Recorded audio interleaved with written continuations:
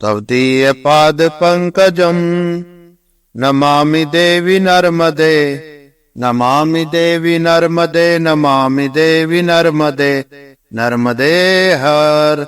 ओम श्री गणेशाय नमः, ओम श्री पार्वते नमः, ओम श्री परमात्मने नमः। नर्मदा पुराण 92वें अध्याय ऋषरंग के चरित्र में दीर्घ तपा मुनि का आख्यान। नर्मदे हर नर्मदा पुराण का अगला अध्याय सुनने के लिए मेरे चैनल धर्म यात्री को सब्सक्राइब करें, बेल आइकन पर प्रेस करें। मैया की महिमा को अन्य लोगों तक पहुंचाएं, वीडियो को शेयर करें। नर्मदे हर। श्री शंकर जी ने कहा, हे राजन, मैं प्राचीन दूसरे आख्यान को तुमसे कहता हूँ, सुनो। जहाँ बड़े तपस्वी एक मुनि कुटुंब सहित स्वर्ग को प्राप्त हुए। उत्तानपाद ने कहा, कुटुंब सहित ब्राह्मण महर्षि स्वर्ग कैसे गए? हे देव, मुझे बड़ी उत्कंठा है। हे स्वामी, अवश्य मुझसे कहे। सदाशिव बोले, पहले चित्रसेन नाम से प्रसिद्ध काशीराज हुए हैं। वह बड़े वीर, दानिप, धर्मात्मा और सब कामनाओं और संपत्तियों से पूर्ण थे।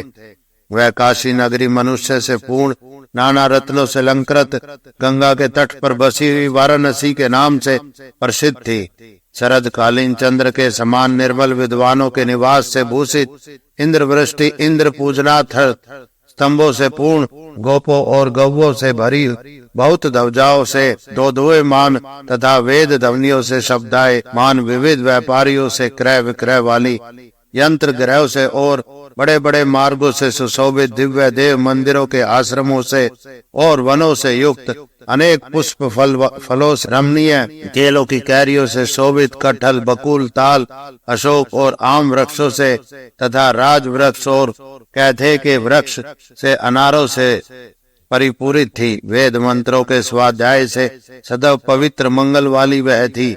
उस वाराणसी के उत्तर में की ओर बहुत बड़ा सुंदर एक आश्रम था। वहाँ तीनों लोकों में प्रसिद्ध मंददार वृक्षों का वन था। आध्यात्मिक वृक्षों और पुष्पों से लदे होने के कारण उसे मंदारक कहते हैं। वहाँ दीर्घ तपा नामक महर्षि रहते थे। बहुत तप करने के कारण उन्हें दीर्घ तपा कहा जाता था। वह वहाँ पत्नी सहित, पुत्र और वधु सहित रहते थे। सदा उन महर्षि के 5 पुत्र प्रयत्न पूर्वक उनकी सेवा करते हैं। उनके 5 पुत्रों में छोटा पुत्र महातपस्वी श्रंग था। वह वेदाध्ययन संपन्न, गुणी, ब्रह्मचार्य व्रत की निष्ठा करने वाला, योगाभ्यास में लगा हुआ और नित्य ही कंद मूल फलों का भोजन करने वाला रहा। आश्रम में वह मुनि मृगों के झुंड में मृग के रूप में रहता था। प्रतिदिन वह वहाँ माता पिता के समीपवर्ती होकर वह मुनि पुत्र साय नित्य ही भक्ति पूर्वक उन्हें प्रणाम करता था। फिर वह पहाड़ी भीहड़ वन में चला जाता था। कभी वह मुनि पुत्र प्रतिदिन मृग रूप से बाल मृगों के साथ खेलते रहे। देव योग से ऋक्ष श्रृंग की मृत्यु हो गई। 52वां अध्याय इति श्री नर्मदे हर। 53 अध्याय ऋक्षरंग के स्वर्ग गमन का वर्णन। उत्तानपाद ने कहा, आश्रम में निवास करते हुए उन दीर्घ तपा महर्षि का छोटा पुत्र कैसे मृत्यु को प्राप्त हुआ? श्री शंकर जी ने कहा, हे राजन, एकाग्र चित्र होकर तुम इस दिव्य कथा को सुनो, जिस कथा को सुनने मात्र से मनुष्य सब पापों से छूट जाता है। हे राजन, पृथ्वी में महाबलशाली महापराक्रमी चित्रसेन नाम से प्रसिद्ध ऋषि राज थे। उनके राज्य में धर्म का प्रसार था, कहीं भी अधर्म की गति नहीं थी। वह राजा सदा ही वेदोक्त धर्म के पालन में तत्पर, धर्म से प्रजा का पालन करते हुए अपने धर्म में सदा सावधान, युद्ध और अतिथि सत्कार के प्रेमी, क्षत्रिय धर्म का आश्रय लेकर इच्छा अनुसार भोगों को भोगते थे। उनके कोष का अंत नहीं था। उनके हाथी, घोड़े, रथ तथा पैदल सेना भी बड़ी थी। वह राजा कैलाश में श्री शंकर की भांति इतिहास पुराणों के ज्ञाता पंडितों के साथ उत्तम वाद करते हुए शोभा पाता था। इस प्रकार वह राज्य का पालन करता हुआ एक समय मूर्तिमान मंत्री से बोला, मैं मृगा शिकार के लिए जाना चाहता हूँ। राज्य के पालन से तुम लोग सावधान रहो। मंत्रियों ने कहा, जाइए। जब वह राजा वन को गया तो उसके अधीन मांडलिक अन्य राजा भी घोड़ों पर चढ़कर पीछे दौड़ते हुए छत्रों से छत्रों को घिसटते हुए सटे हुए छत्र वाले होकर वन को राजा के पीछे गए। हाथी घोड़ों के पैरों से उठी हुई भूमि की धूलि से दिशाओं और सूर्य मंडल के साथ वह सब दृश्य जगत ढक गया। वहां सूर्य भी दिखाई नहीं पड़ता था और न चंद्रमा ही। दिशाएं और वृक्ष भी अदृश्य हो रहे थे। चारों ओर पहाड़ी चोटियां भी दृष्टिगोचर नहीं थी। वर्षा की आधी रात के समान लोग एक दूसरे को नहीं देख पा रहे थे। कुछ समय के अनंतर उस राजा ने वहां एक बड़े मृग यूथ को देखा।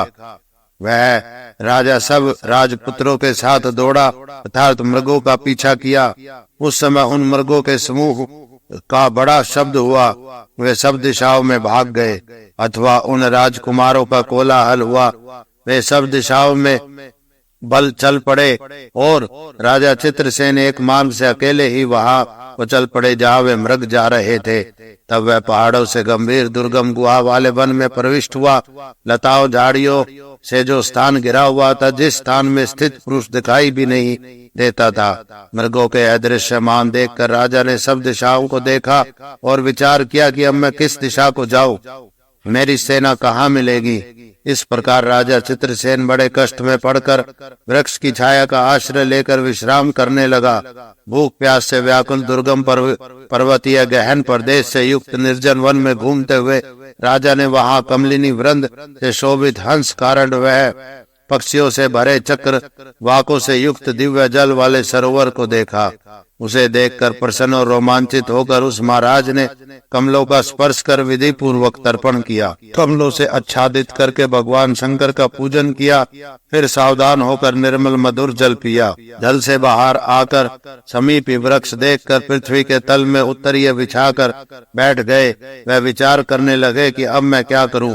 वहां बैठे हुए चित्रसेन ने वन प्रदेश में बहुत से मृगों को देखा। उनमें कुछ पूर्व की मुख वाले थे, कुछ सो रहे थे और कुछ कान ऊपर उठाए खड़े थे। मृगों के बीच बड़े तपस्वी योगी रक्ष श्रृंग स्थित थे। तब राजा ने सामने मृगों को देखकर भोजन का विचार किया कि इन मृगों में से किसी पर मृग को मारकर मैं अपनी इच्छा से भोजन करूं। मृग का मांस खाकर मैं स्वस्थ हो जाऊंगा, फिर प्रयत्न पूर्वक मार्ग को खोज कर काशी जाऊंगा। तब राजा ने वृक्ष की जड़ के सहारे बैठे हुए ऐसा ही विचार कर हाथ में अग्रभाग में धनुष उठाकर बाण का संधान किया। जहाँ बहुत मृग थे वहां ही एक बाण को फेंका।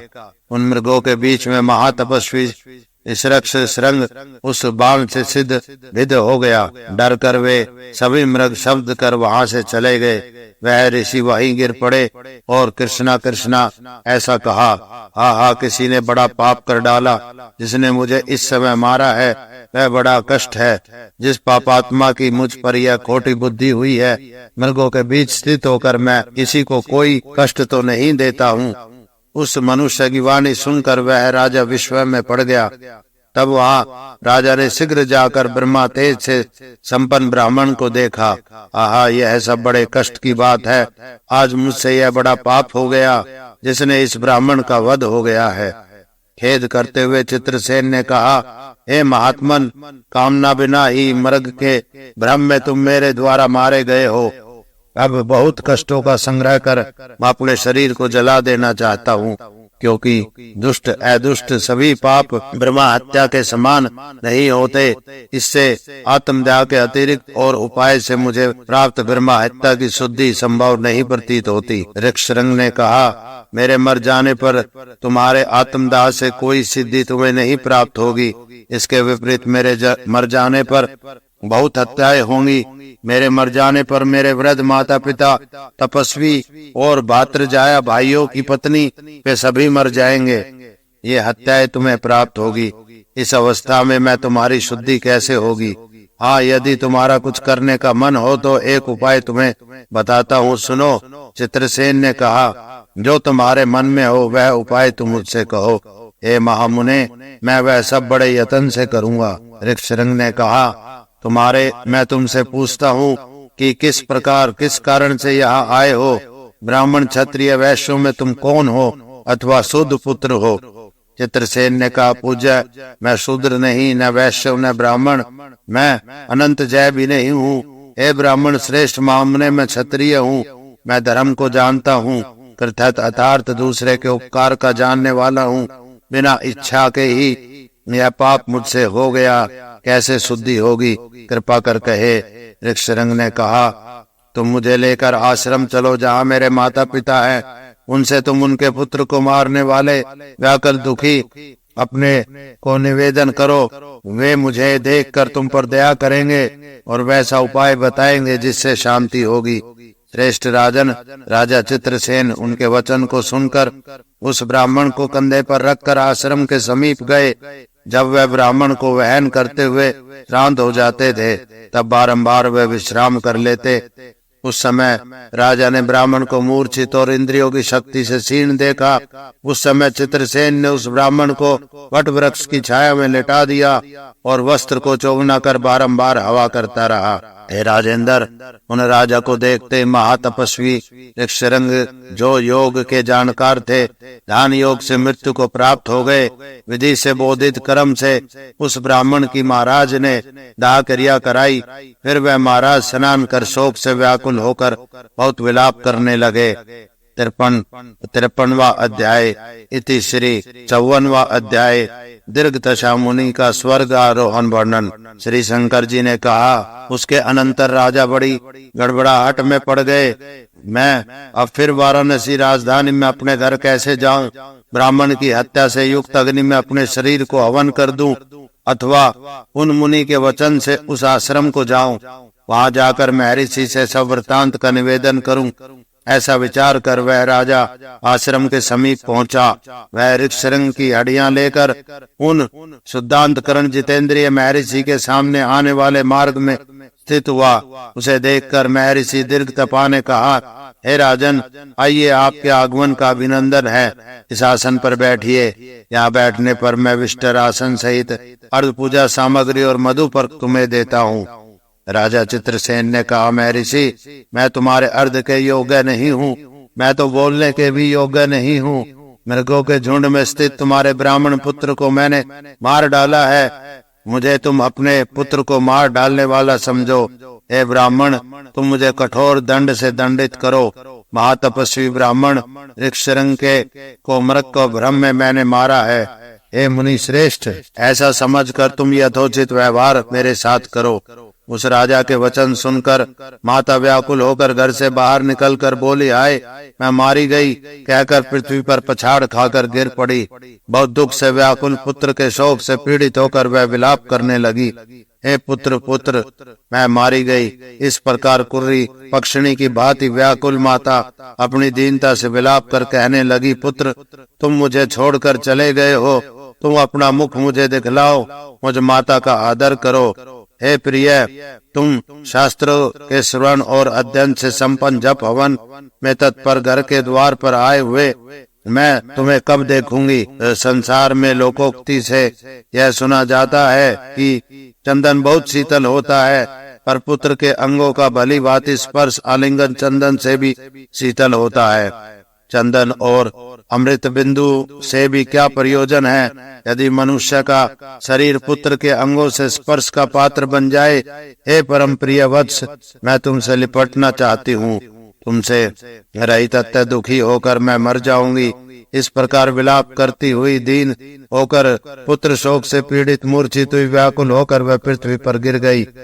पुत्र के शोक से पीड़ित अपनी पत्नी को देखकर महर्षि दीर्घतपा वहां चित्रसेन राजा पर कुपित हुए। दीर्घतपा बोले, ओ महापापी राजन, तुम हट जाओ। तुम मुझे अपना मुख मत दिखलाओ। तुमने मेरे पुत्र को क्यों मारा? हे राजन, तुम्हें बहुत ब्रह्मा हत्याएं प्राप्त होंगी। कुटुंब के सामने तुम मृत्यु उपस्थित हुए हो।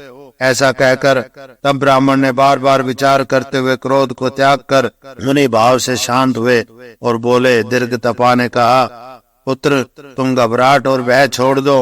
मैंने तुमसे कठोर शब्द कहे हैं। ए मान देने वाले राजन, मैंने पुत्र शोक से पूर्ण एवं दुख से संतप्त होकर इन कठोर शब्दों को कहा है।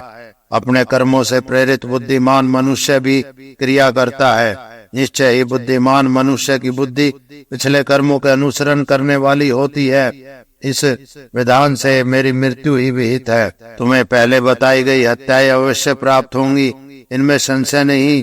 ब्राह्मण क्षत्रिय वैश्यों के बीच अथवा शूद्र और चंडाल जातियों के में तुम कौन हो?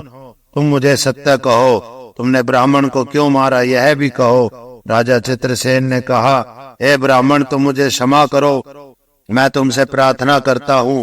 हे पूज्य, मैं ब्राह्मण नहीं हूँ, वैश्य और शूद्र पुत्र भी नहीं हूँ, न ही मैं व्याग वहेलिया हूँ, न अनंत जव हूँ। महामुने, मैं क्षत्रिय हूँ, मैं काशी का राजा हूँ। वन में मृग आदि को मारने के लिए इस उत्तम वन में आया हूँ। मैंने भ्रम से मर्ग रूपधारी मुनि को मार गिराया है और इस समय मैं पापी तुम्हारे चरणों के समीप उपस्थित हुआ हूँ। हे ब्राह्मण, अब मैं क्या करूँ, वह उपाय मुझसे कहो। मैं ऋषि दीर्घतपा ने कहा, हे राजन, एक ब्राह्मण हत्या से भी उधार पाना संभव नहीं है। ये 11 ब्रह्मा हत्याएं कैसे पार कर पाने योग्य है? हे राजन, तुम उन्हें सुनो।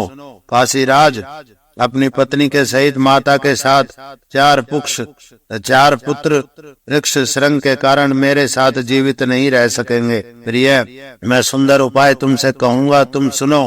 हे राजन, सुखदाई उस उपाय को तुम कर भी सकते हो। राजन, मुझे कुटुंब सहित अग्नि में जलाकर हड़िया नर्मदा जी के शूल वेद तीर्थ जल में जाकर डाल देना। नर्मदा के दक्षिण तट पर सब पापों के विनाशक, सर्व दुखों को हरने वाला उत्तम शूल वेद नामक वह तीर्थ है। तुम शुद्ध होकर मेरी हड्डियों को उस तीर्थ में डाल देना। मेरे वचन से तुम पापों से मुक्त भी हो जाओगे, इसमें संशय नहीं। राजा ने कहा, हे पूज्य, मुझे आज्ञा दीजिए, निश्चय ही मैं उसका पालन करूंगा। मेरा जो भी राज्य, कोष, बांधव, पुत्र आदि सब है, वह तुम्हारे अधीन है। हे पूज्य ब्राह्मण, मैं सब देता हूँ, तुम मुझ पर प्रसन्न हो। राजन, इस प्रकार परस्पर जब ब्राह्मण और राजा बात कर रहे थे, उसी समय सिरगी मुनि की पत्नी हृदय संस्कृत हो गया। पुत्र शोक से युक्त हुई निर्जीव होकर पृथ्वी पर गिर गई। माता के शोक में सभी पुत्रों ने प्राण त्याग दिए। तब सारी पुत्र वधुएं भी पतियों के साथ मृत्यु को प्राप्त हुई। हे राजश्रेष्ठ, उस समय मुनि समेत सभी मृत्यु को प्राप्त हो गए। तब राजा ने उस आश्रम में रहने वाले सभी ब्राह्मणों को बुलाया और उनसे वृतांत का निवेदन किया। उन ऋषियों ने तब आज्ञा पाकर उस राजा ने बड़े यत्न से लकड़ियां लेकर उनका दाह संस्कार किया और अस्थि संचय भी किया। हे राजन, राजा चित्रसेन श्रृंग आदि की हड्डियां यत्न से लेकर पैदल ही दक्षिण दिशा की ओर चल पड़े। तब जाने में चलने में असमर्थ हो जाते, तब छाया का आश्रय लेकर वह ठहर जाते। राजा बोध से दबे हुए थे, तब विश्राम कर आगे बढ़ रहे थे। थोड़ी थोड़ी दूर पर हड्डियों को रखकर सब शस्त्र स्नान करते थे और दक्षिण की ओर चलते हुए निराहार होकर केवल जल पीते हुए शीघ्र ही नर्मदा तट पर पहुंचे। राजा ने आश्रम में स्थित ब्राह्मणों को देखकर उनसे पूछा। ब्राह्मणों ने कहा, यहाँ से 1 कोस के भीतर ही नर्मदा के दक्षिण तट पर एक परम सुंदर तीर्थ को देखोगे, इसमें संदेह नहीं। उस राजा ने ऋषि के वचन से सिरगी जाकर बहुत ब्राह्मणों से भरे उस तीर्थ को देखा। वह स्थान बहुत वृक्षों लताओं से पूर्ण, बहुत विचित्र पुष्पों से शोभित, रीछों और सिंगों से भरा हुआ था। वहाँ वह तीर्थ नाना व्रतधारी ब्राह्मणों से पूर्ण था। कुछ लोग एक पैर के बल से खड़े थे, दूसरे सूर्य में दृष्टि लगाए थे, तो कुछ लोग पैर के अंगूठे पर स्थित होकर तपस्या कर रहे थे, दूसरे ऊंचे हाथ में किए स्थित थे। कुछ लोग दिन में एक बार भोजन करते, कुछ कंद फल खाने वाले थे, कुछ 3 रात्रियों में भोजन करने वाले, दूसरे शराक नामक व्रत करने वाले थे। कुछ चंद्रायन व्रत करते थे, कुछ पक्ष पर्यंत उपवास करने वाले रहे, कुछ मास पर्यंत उपवास करने वाले, कुछ तो 2 मास पर्यंत व्रत धारण करते थे। कुछ योगाभ्यास में लगे थे और दूसरे उस परम पद का ध्यान करते हुए सुखी थे। कुछ लोग सूखे पत्तों के खाने वाले थे, कुछ कटु भोजन करने वाले थे, कुछ सेवार भोजन वाले भी थे। कुछ वायु का ही भोजन करते थे, कुछ गृहस्थ आश्रम में स्थित थे, कुछ अग्निहोत्र वाले थे। ऐसे परम शुद्ध वितराग ब्राह्मणों को देखकर राजा घुटनों के बल तथा सर के बल पृथ्वी पर प्रणाम कर वचन बोले। चित्रसेन ने कहा, हे ब्राह्मणों, किस देश में वह तीर्थ है, तुम सत्य कहो, जिससे इष्ट फल सिद्धि सफल होगी। ऋषियों ने कहा, हे राजन, 100 धनुष पर्यंत तुम आगे जाओ। भृगुतुंग की चोटी पर जल से पूर्ण निर्मल एक विशाल कुंड तुम देखोगे। वेद पाठियों के उस वचन को सुनकर वेद कुंड के समीप गया। उस तीर्थ का दर्शन कर राजा को भ्रम हो गया। तब उस राजा ने आश्चर्य में पड़कर बारंबार चिंतन करते हुए आकाश में स्थित मांस रहित एक कुकर पक्षी को देखा। वह सांप को पकड़े था। उस आकाश में मांस रहित मांस पक्षी उसका पीछा कर रहा था। सभी मांस की इच्छा से परस्पर लड़ रहे थे। तब चोंच के प्रहार से मारा गया वह जल में गिरा, जहाँ पहले ही श्री शंकर जी ने एक शूल के प्रहार से जिस भूभाग का भेदन किया था, उस तीर्थ के प्रभाव से वह सिरगी पुरुष हो गया। तभी उस राजा ने विमान में स्थित दिव्य रूपधारी पुरुष को देखा। गंधर्व, अप्सराएं, यक्ष स्वर्ग की ओर जा रहे उसकी स्तुति कर रहे थे। अप्सराओं से स्तुति किए जा रहे उसके सूर्य के ऊपर चले जाने पर चित्रसेन बड़े ही आश्चर्य में पड़ गया। ऋषि ने तीर्थ का ऐसा महात्म्य बताया, वैसा ही था, इसमें संशय नहीं। तीर्थ के अपूर्व प्रभाव को देखकर वह रोमांचित हो गया। मेरा आज यह दिन धन्य हो गया है जिससे मैं यहाँ आया हूँ। हड्डियों को भूमि में रखकर विधि पूर्वक स्नान कर तिल मिश्रित जल से पितृ देवताओं का तर्पण किया। फिर राजा ने हड्डियां लेकर जल के भीतर उन्हें डाल दिया। तब एक क्षण उन्हें देखकर राजा ऊपर की ओर मुख किए स्थित हो गए। उसी समय उन्होंने दिव्य रूप धारण किए हुए कल्याण स्वरूप दिव्य वस्त्रों से आच्छादित दिव्य आभूषणों से आभूषित उन सबको देखा। दिव्य अप्सराओं से युक्त विचित्र विमानों में पृथक पृथक भली भांति बैठे हुए उन्हें देखकर राजा बड़े हर्षित हुए। ऋषि विमान पर चढ़कर चित्रसेन से बोले, हे प्रिय महाराज चित्रसेन, तुम्हारी कृपा से मेरी यह ऐसी दिव्य गति हुई है। तुमने अत्यंत उत्तम कार्य किया है। अपना पुत्र भी पितृगण के निमित्त ऐसा कार्य नहीं कर सकता। प्रिय, मेरे वचन से तुम निष्पाप होगे। हे राज श्रेष्ठ, तुम मन से सोचे सभी फल को पाओगे। उस समय बुद्धिशाली चित्रसेन राजा को आशीर्वाद देकर पुत्र सहित वध दीर्घ तपा महर्षि स्वर्ग चले गए। 54वां अध्याय। इति श्री तदीय पाद पंकजम नमामि देवी नर्मदे, नमामि देवी नर्मदे, नमामि देवी नर्मदे, नर्मदे हर। ओम श्री गणेशाय नमः। ओम श्री परमात्मने नमः। नर्मदा पुराण 55वां अध्याय। काशी राज के मोक्ष का वर्णन। उतानपाद ने कहा, हे राजा चित्रसेन ने शूल वेद तीर्थ के महात्म्य को देखकर क्या किया, वहाँ कहाँ निवास किया तथा क्या भोजन किया।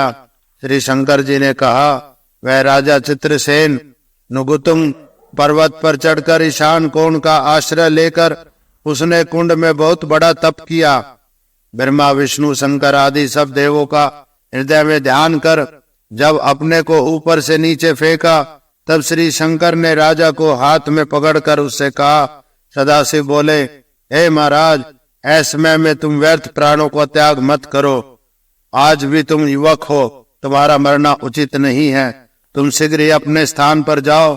इच्छानुसार भोगों को भोगते हुए तुम स्वर्ग में दूसरे इंद्र के समान निष्कंटक राज्य करो। चित्रसेन ने कहा, हे देव, मैं राज्य को नहीं चाहता, मैं पुत्रों को भी नहीं चाहता, बांधवों को, स्त्री को, खजाना, हाथी, घोड़े आदि कुछ भी नहीं चाहता। हे महादेव, तुम मुझे छोड़ दो, मेरे कार्य में विघ्न मत करो। हे महेश्वर, तुम्हारी कृपा से आज ही मुझे स्वर्ग की प्राप्ति होगी।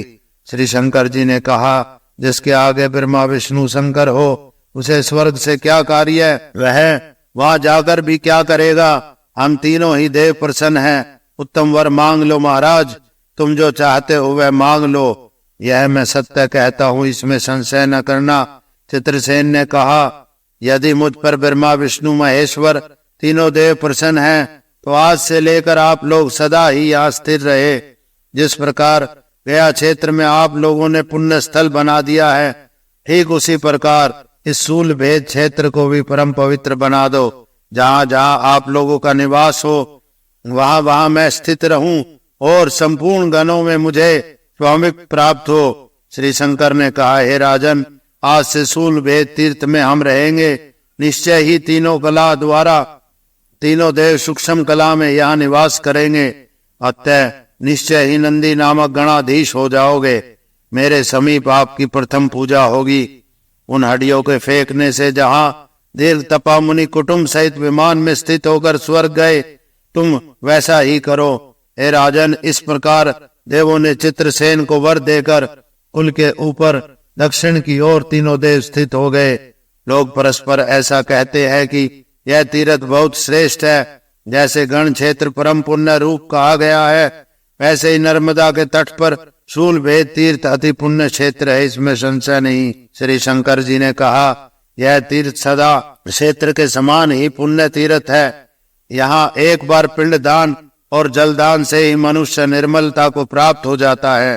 राजन, एक और गया क्षेत्र को छोड़कर संपूर्ण तीर्थ शूल भेद तीर्थ की 16वीं कला की तुलना में भी नहीं है। उत्तर और दक्षिण दिशा में 10 हस्त परिमित कुंड है। निशान कोण पूर्व तथा पश्चिम दिशा में 21 हाथ वाला कुंड है। पिंडदान आदि कर्मों में इतने प्रमाण वाला यह तीर्थ है।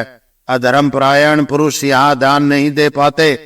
भगवान विष्णु वहाँ पिता के रूप में, ब्रह्मा के रूप में पितामह और रुद्र के रूप में पर पितामह स्थित हुए। इस प्रकार तीनों पुरुष वहाँ स्थित है। हमारा पुत्र पौत्र आदि कोई भी कब इस तीर्थ को देखेगा और कब इसे तारेगा। हे राजन, इस प्रकार से पितृ पुत्रों की प्रतीक्षा करते हैं।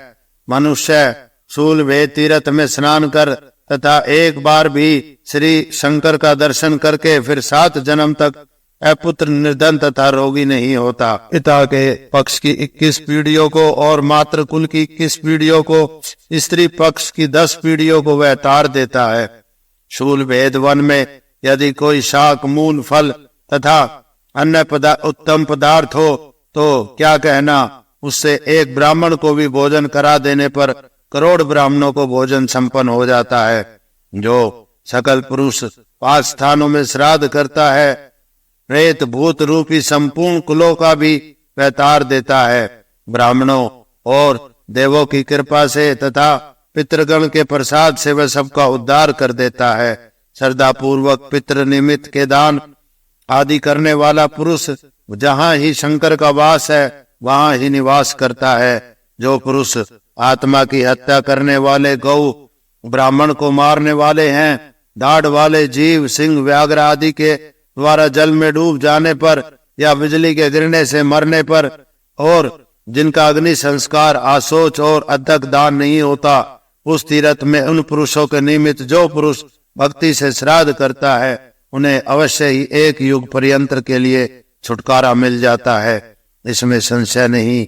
अज्ञान के अथवा जो पाप बाल भाव से हो गया है, हे राजन, वह पुरुष स्नान मात्र से ही उस संपूर्ण पाप को नष्ट कर देता है। जिस प्रकार धोबी के पास गया वस्त्र शुद्ध हो जाता है, उसी प्रकार पापी पुरुष उस तीर्थ में स्नान करने से निर्मल हो जाता है। जो पुरुष इस तीर्थ में विधि पूर्वक संन्यास ग्रहण करता है और नित्य ही श्री शंकर जी का ध्यान करते हुए संन्यास की दीक्षा लेता है, वह परम पद को पाता है। वह पुरुष इच्छानुसार शिवलोक में विहार कर शुभ कुल में उत्पन्न होकर वेद वेदांगों के तत्व का जानकार होता है। वह परम सुंदर और सौभाग्यशाली, सब रोगों से रहित, धर्माचरण से युक्त होकर राजा अथवा राजपुत्र होता है। हे राजन, मैंने तुमसे इस तीर्थ के फल को बताया। मनुष्य जिसे सुनकर सब पापों से निश्चय छट जाता है। जो पुरुष इस आख्यान को श्रेष्ठ ब्राह्मण आदि को आगे करके सुनता है और श्राद्ध अथवा देव मंदिर में पर अमावस्या पूर्णमासी में पड़ता है, उस पर देवगण और पितृगणों के साथ मनुष्य भी प्रसन्न होते हैं। इसका पाठ करने वाले पुरुषों के सब पाप नष्ट हो जाते हैं। जो पुरुष तीर्थ के महात्म्य को लिखकर ब्राह्मणों को देता है, वह पुरुष अपने पूर्व जन्मों का स्मरण करने वाला होकर इष्ट फल पाता है और बहुल काल पर्यंत वह रुद्रलोक में निवास करता है। 55वां अध्याय। इति श्री नर्मदे हर। नेक्स्ट वीडियो के लिए मेरे चैनल धर्म यात्री को सब्सक्राइब करें, बेल आइकन पर क्लिक करें, वीडियोस लाइक और शेयर करें, कमेंट्स करें